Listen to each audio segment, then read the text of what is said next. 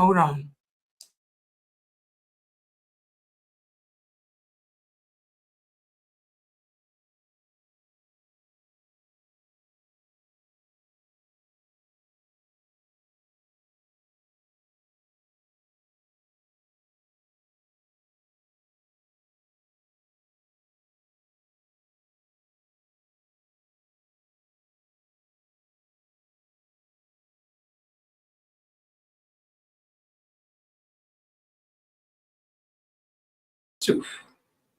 Oh, can you guys hear me? Okay, I'm on you. Anybody in there? Uh, yeah. All right, I'm getting ready to get started. I ain't got time. I'm telling you, feel good. Enel hamdulillah, wasalat, wasalam ala wa rasulullah. Welcome to our series called Sacred Bonds. This is about marriage in Islam. And I'm just going to get right to it today because I know some of us have things to do. I'm not feeling too hot myself, or maybe I am. Could be the problem. Oh, that wasn't nice. That was not a nice joke. All right, let's put this PowerPoint up on the screen. Oh, which one is it? I'm trying to find it. Okay, tonight for this class, we're going to speak about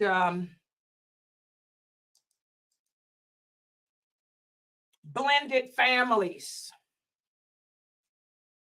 And in this book, what Brother Kirk is speaking about is blended families can be blended two different ways, through cultural differences, or, you marry a person who already has children from a previous marriage. We're going to talk about both of them in this chapter. First of all, again, when we speak about the second situation, a lot of different rules come with that one. But remember, as Muslims, that family is the cornerstone of society. And the family is what holds, is what, and in Islam, the family is held in high esteem. And when we speak about a blended family, it can refer to a family unit that consists of a couple and their children from previous relationships or marriages. Or, like I said, it can also include different cultures, different races, different backgrounds. But the bottom line is it's all about blending, coming together as one unit, being able to set aside your cultural differences, as well as setting aside any previous relationship differences too. That baggage. A lot of people carry baggage into their relationships. And as Muslims, we don't want to carry unnecessary baggage into our marriages, okay? Because in Islam, marriage as a husband and as a wife, we're supposed to have patience and compassion with each other. Once we enter into one another, we become united as one. And I am an extension of you. You are an extension of me. And we have to begin to work together in our journey back towards Allah. Okay. So the Prophet Muhammad sallallahu alaihi wasallam taught us the importance of family, the importance of trying to maintain a good family. And by the way, the pictures that show up today were generated. I didn't put the pictures here today because I was rushing to do the PowerPoint. So I used the AutoGen. And that's exactly what it is, an AutoGen. Because you see the type of pictures it gave me. I put Muslim family, and you see it gave me some Gen family, but that's okay. The Prophet Muhammad sallallahu alaihi wasallam said, the best of you are those who are best to their families. And I am the best amongst you to my family. Our Prophet Muhammad sallallahu alaihi wasallam was a role model for us all. And he was especially a role model for men, because men are the protectors. Men are the maintainers of the family, as you all know. And before Islam, women were treated badly. not just by the Arabs, but by people in general. This is the Dark Ages. You can Google it, read books on it. You see movies about how women were viewed as nothing more than a piece of property. Women were bartered and traded against their will, married against their will, killed. They only allowed a certain amount of females to live anyway, okay, just to keep the creation going. And they treated women horribly. Well, in the advent of Islam, the Prophet Muhammad sallallahu alaihi wasallam showed the men how to treat a woman. He lived with his wives, and he never beat them. He never abused them verbally. He never verbally accosted them or any of that. Okay. And he was letting the men know in this hadith, you can tell the goodness of a man by looking at the women in his family. If the women in his family are happy, then that's a good sign that this man has good character. This man is good.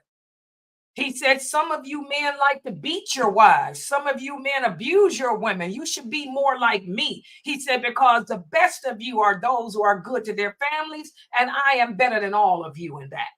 Okay, so Islam teaches us to live together in harmony with patience and compassion. And when we go into a blended family, be it due to culture or be it due to coming into the marriage with children from previous relationships, it's going to take a lot of patience, a lot of patience. Listen to what Allah says in the Quran, in the interpretation of the meaning. He says, and among his signs is this, that he created for you mates from amongst yourselves, and that you may live in tranquility with them. And he has put love and mercy between your hearts. It's all, a lot of people say, what's love got to do with it? Love has a lot to do with it. It's all about love and happiness. I'm sorry. Who wants to be in a relationship with a person that they hate, that they can't stand? Who wants to be in a relationship with someone, who they dread coming around them? We're supposed to live, in peace with each other. Allah put love and mercy in our hearts, fall upon it, find it. So this verse it illuminates the divine wisdom in the creation of marriage. In Islam, marriage is a legal contract that allows two people to be together lawfully. Okay.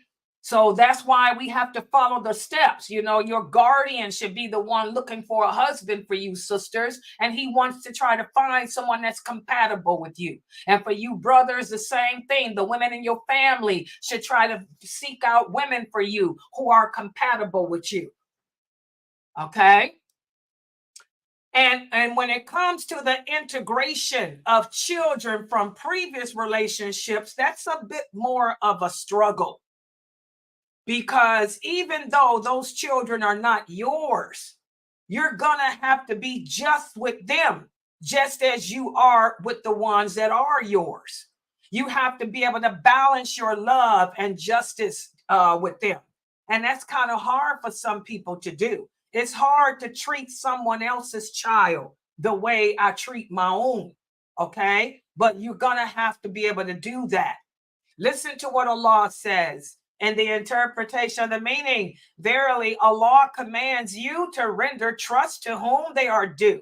And when you judge between people, to judge with justice, we have to be just. You can't go around buying clothing for your children, but the other kids that are living in the house with you, you bring them nothing back. How's that going to make them feel? So it's more of a challenge. By the way, hold on for a second, guys. Assalamu alaikum. Don't say nothing. Hold on for a second. Let me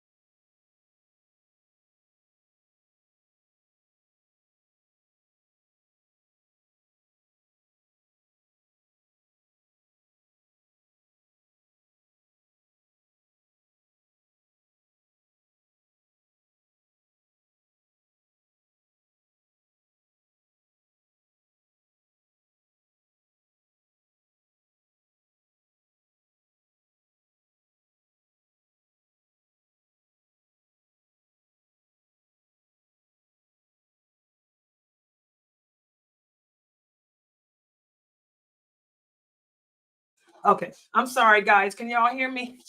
I told you I knew they was gonna call. Got so much drama going on. Life of a Daya never ends. We still hear you. Is Jamali in here? Jamali. Oh, no, he ain't in. Okay. Oh, okay. So let's go back. Remind me to take care of that after this class. Okay, so Allah tells us that He created us to live together in peace and love and mercy and kindness. And we have to keep our duties to each other, be good to each other, be kind to each other. And that's kind of hard to do in a blended family because, again, these children don't belong to you, but you're still in charge of them because they're living in your house with you. So applying this principle within the family means that each child, whether it's from yourself or your wife, they all have to be treated with fairness and love without bias or favoritism. And that's how we establish an environment of security and an environment of belonging. And remember, we talked about the mahrams. This is important. If you're marrying into a family, and remember, those children are mahrams to you. The children from your spouse, once you enter into your spouse and unite as one, her children, his children are yours. But the children are not brothers and sisters of each other. And that's where the problem begins. Because if you have a boy from your wife and your daughter, they're not mahrams. They can marry each other. So you're going to have to separate them. You're going to have to separate them. And for the new shahadas, I got one of the sisters, Desiree. Is that how you pronounce your name? Desiree asked me about this. She's one of the new shahadas in our group here from Reddit. Desiree said that a brother was interested in marrying her in her community. And he asked her, did she have any children? And she asked him why. He said, because I have 2 sons and they need a mother. He said, and so she said, yes, I have a daughter. And he told her, well, I cannot marry you. And she asked him why. He said, because our children will be lawful for each other and we can't have that. So she called me and asked me, well, she texted me and asked me, why come he couldn't marry me? What did he mean? And that's what he meant. I mean, the children would have to be separated. Even though your daughter would become a mahram to him, that means she doesn't have to wear a hijab around him. That means that he doesn't have to distance himself from her, but she's not a mahram for his 2 sons. She'd have to wear a hijab around his sons. He can never leave his sons at home alone with her. They can't be in the same room without somebody there to monitor them. And it's too much. So that's why a lot of brothers will refuse to marry a woman who has a child that's the opposite sex of the child that they may have. Okay. Now, if it were all girls, that's different. If it were all boys, that's even different. But different genders, it creates a problem. Does everybody understand what I'm saying? Is that clear? So let's just say that you have a daughter and he has a daughter and you get married. Okay, this is fine. The children, you have to show equality between them. When you feed your child, you feed his. When you clothe your child, it's only right that you clothe his too. You don't sit there and take your child to the movies and leave his sitting there. So, and look at the blessings we get too. In Islam, it's blessings in caring for a child that's not yours. So patience is needed in this. Listen to what Allah says in the interpretation of the meaning. O you who believe, Seek help through patience and prayer. Indeed, Allah is with those who are patient. And again, it takes patience to deal with your own children, even more to deal with someone else's. So, patience and understanding the emotional and psychological needs of the child is something that we need. And also, it's going to take patience to navigate the complexities of new relationships, new environments, new cultures, and all of that. Okay. Not only does it take patience to blend the family together, but also you have to have good communication skills as well. Communication is the lifeline of a healthy family structure. You have to be able to talk to the children. You have to be able to know how to read the kids, even if the kids that's not yours, to try to get them to open up with you, to be honest with you. Respect is something that is earned, not given. So you're going to have to work to first of all, build up the respect so that child that's not yours will feel comfortable speaking to you, talking to you.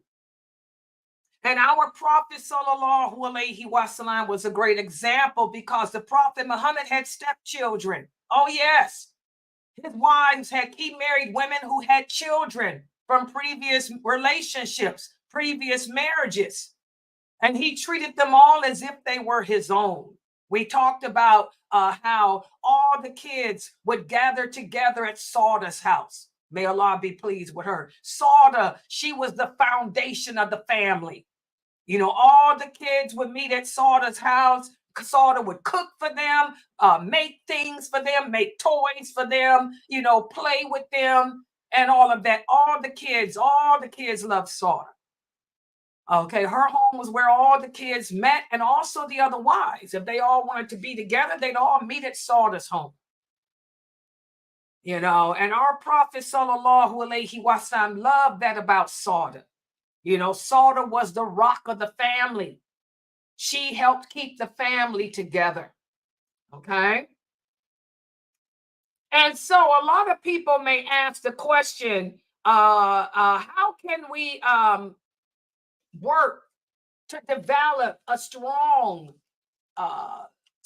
supported, blended family? Well, there are certain strategies that we can use. Number one, we should establish family rituals and traditions that involve all family members that'll help to create a sense of unity and belonging. For example, every weekend, on the weekends, every Saturday, we'll go out to dinner as a family. Or every Saturday, we'll all go to the movies and watch a movie. Or every Saturday, we'll all go to the park, you know, or, you know, rituals within the house. Every morning after Fajr, we're going to all sit down after Fajr and we read a verse of the Quran together and give our take on the meaning of that verse and how we can implement that verse in our lives. You know, we can do things like that, establish rituals that involve all the members that can help us all to come together as one. And also, we should have regular family meetings. Every Friday at 6 o'clock, we'll have a family meeting where we can all sit down and discuss things and celebrate achievements. And we can make plans for the future. And again, everybody can participate. So that way the children all feel united as one. And also, we can establish and encourage one-on-one time between step parents and step children to build individual relationships. You know, establish one-on-one time with your step kids. Establish one-on-one time with them. Make them feel special. Make them feel cared about. Remember, respect is earned, not easily given. And sit down together to learn the deen. That's one thing about this website. Sunnah followers, we are a family-oriented website. I'm always telling you guys, put me on the big screen TV. Let all the kids, everybody, your husband too, everybody should sit down as a family at 6:30 and watch the Sister Layla's class. Join Layla's class. Then at 9:30, before the kids go to sleep, we're gonna participate in Sister Layla's class and ask questions. So seeking knowledge together about the religion. Remember, a family that prays together is a family that stays together. So learning together. This will help build that trust, that unity, and that compassion with each other. And we can always seek professional counseling or community support if you're having a rough time. Most masjids today, most masajids, they have counseling available, family counseling, and all of that available to help you if you're going through a rough time transitioning. Okay? So, it's easy. It's not easy to do, but it can be done. Blending cultures, blending races, it can even be more challenging than blending children together because different cultures have different beliefs. They come from different traditions. So this is hard too. For example, you're from Africa. You marry a man who's a Caucasian from America. Okay? It's kind of hard, but it can be done. Just realize that what brings you together is Islam. The simple fact that you both believe La ilaha illallah, Muhammadur Rasulullah, that's your culture. And that's something that we have to realize when we're coming from different walks of life. I'm African, he's Caucasian, or I'm Chinese and he's Mexican. It doesn't matter. What is uniting us is Islam. Islam is our culture. So we're going to have to put aside the traditions of society, traditions of race, and all of that, and realize that Islam is our culture. Islam is our tradition. And that's how you overcome the differences that way. Focus on building a strong foundation based on Tawheed. Remember, everything begins with and everything ends with Tawheed, belief in Allah. And embrace Islam as your cultural identity. And this is how we can live together in harmony if we come from different races. So I'm going to stop right here. I like that brother Abdullah put this in his book. But I want you guys to understand,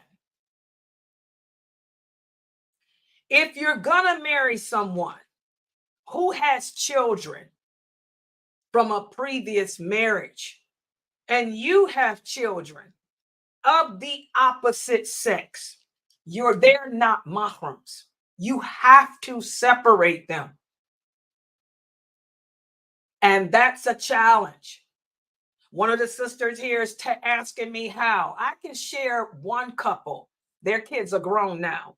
I remember 30 years ago, I had a sister convert to Islam here in this website, and she married a brother who was also on my website. She had children and he had children. His wife had died, and she was a new convert.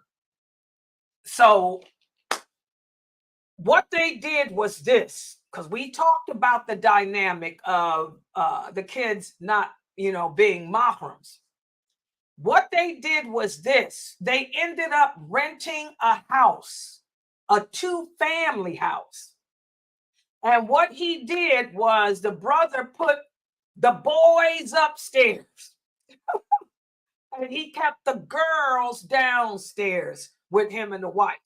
So that's how they did that, and he never left the girls at home with the boys. But that's how he did the sleeping arrange. The boys had like their own little apartment upstairs, their bedrooms. They had a living room. They even had a kitchen, okay, upstairs, because it was a 2-family house. And then the downstairs, because he said we're going to keep an eye on our girls. The girls were all downstairs, and they're still married. Their kids graduated from college now. That's how old they are now, and they moved on with their lives, and they're doing good. They're still Muslim and all of that. But that's what he did. He ended up buying a house, a 2-family house. But when they first got married, they rented a 2-family house, put the boys upstairs and up there in the upper house, and him and the girls with them. And then he ended up buying a house, a 2-family house like that. So that's one way that they navigate like that. That's how you keep the separation. So you don't have no hanky-panky, stanky stuff. Yeah. Any other questions? Any other questions or comments? Okay, tomorrow, just to let everybody know, tomorrow we have our 6 o'clock class, and we also have my How to Pray class at 9:30. Also, guys, please donate to support this Dawah effort. It's the first of the month. We need donations. We got $200 in our account now, thanks to your donations, but we got other bills that's going to be coming out. You guys know that. So please, I don't want us to be overdrawn, because when we overdrawn, that's a waste of money. Any donations we get will go to bring us out the hole. We don't need that. So please donate to support this Dawah effort. And also this Tuesday, Brother Muhammad Ziada. Who is Brother Muhammad Ziada? He's a police officer, Palestinian. Y'all remember him. He's back. He'll be here lecturing every Tuesday at 9 p.m. In fact, I got the commercial that Dr. Jamali and him put together. I put the beginning on it. Let me play the commercial for you guys. This will be Tuesday. He's going to be talking about, I'm going to show you what he's talking about. Here he is.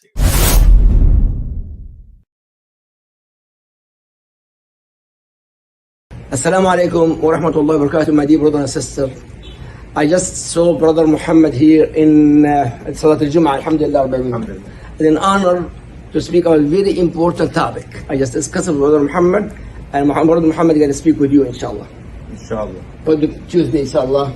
Tuesday, inshallah, we're going to discuss raising our Islamic Muslim children in a non-Islamic world that we're living in right now. The society that we live in. Especially now. Now we have a lot of issues happening in our schools, in our colleges, universities, that a lot of our Muslim kids aren't really ready for it. So I think we should have a nice little discussion.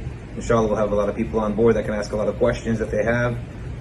And we can kind of talk about how to kind of keep our deen and our religion inside of our children while they're going through out there in the world with the non-Muslims that are around there, inshallah, that have a lot of pressure that they're put on them, peer pressure and all that kind of stuff, inshallah. So Sunnah followers, prepare yourself and even your kids and share this very, very important topic. Very important. Alhamdulillah, Brother Muhammad accept to join us every Tuesday, inshallah. 9 o'clock p.m. So it's for the time, inshallah. Assalamu alaikum wa rahmatullahi wa barakatuh. Jazakallah khair, Brother Muhammad, inshallah.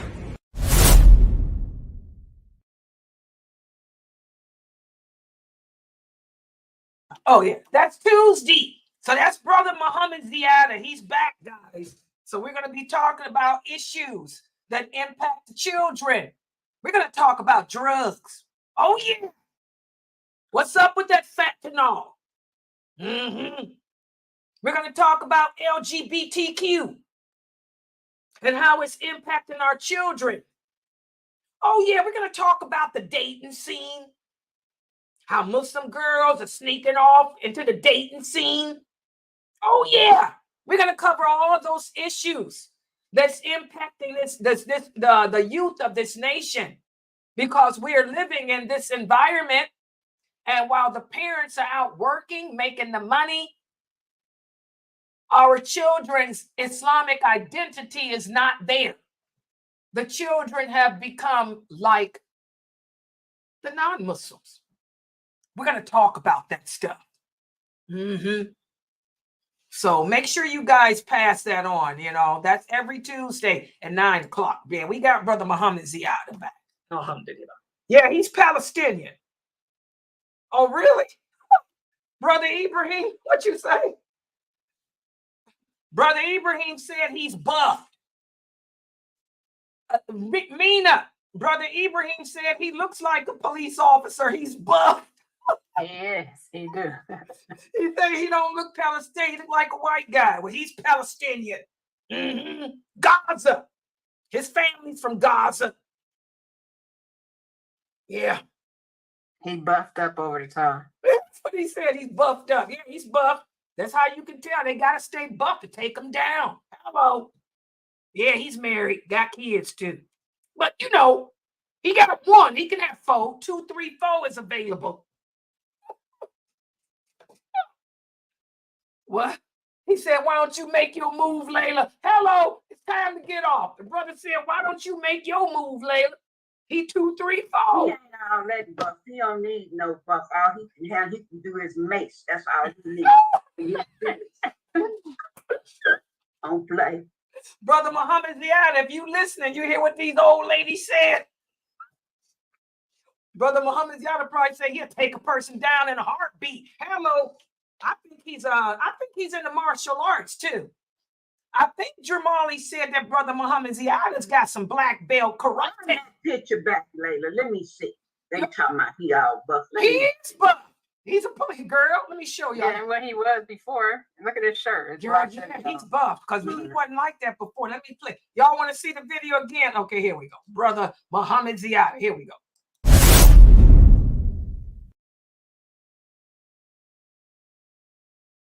Assalamu alaikum wa rahmatullahi wa barakatuh, my dear brother and sister. I just saw Brother Muhammad here in Salat al-Jum'ah, alhamdulillah.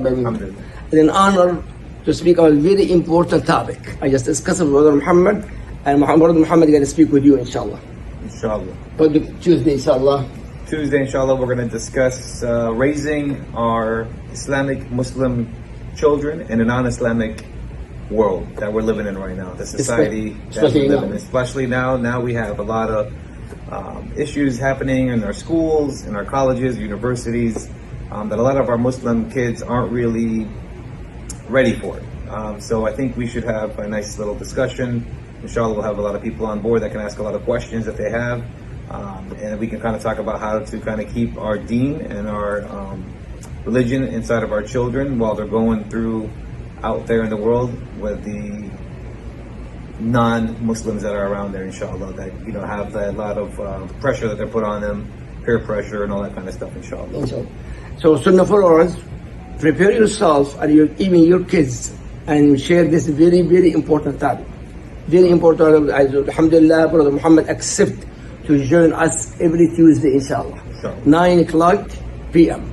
So for the time, inshallah. Assalamu alaikum wa rahmatullahi wa barakatuh. Jazakallah khair, Brother Muhammad, inshallah.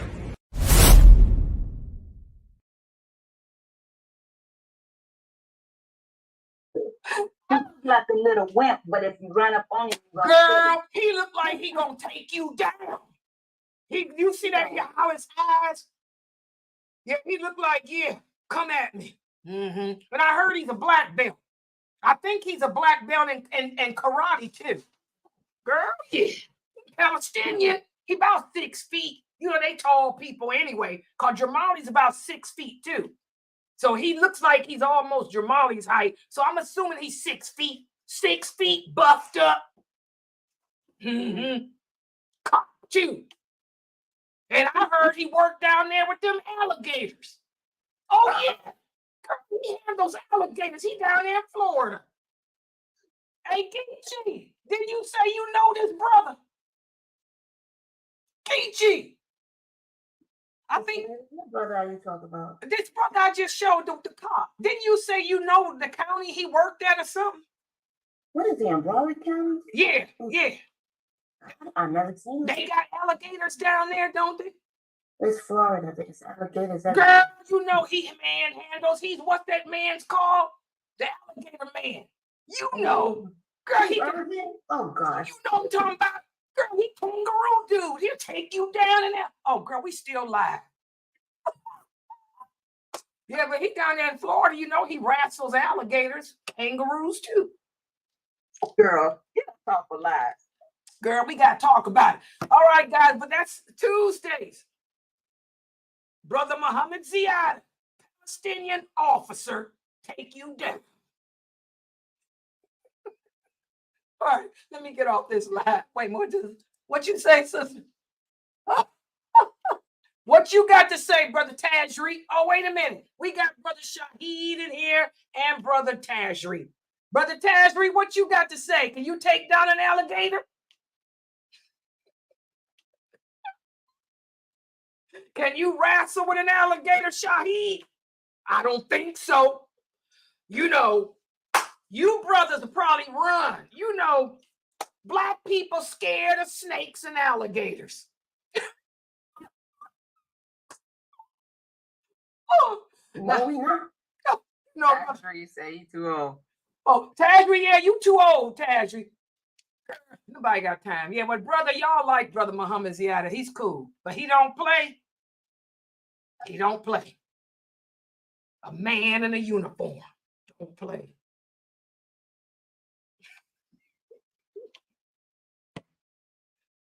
Yeah, let me get off this thing here. Okay. Now, okay, guys. Yeah, so that's Tuesday. Tomorrow is 6:30 and 9:30 is me. So I'm logging out. I got to deal with these old women. They want to look at the picture of the cop again. Assalamu alaikum, everybody. Okay, put that picture up.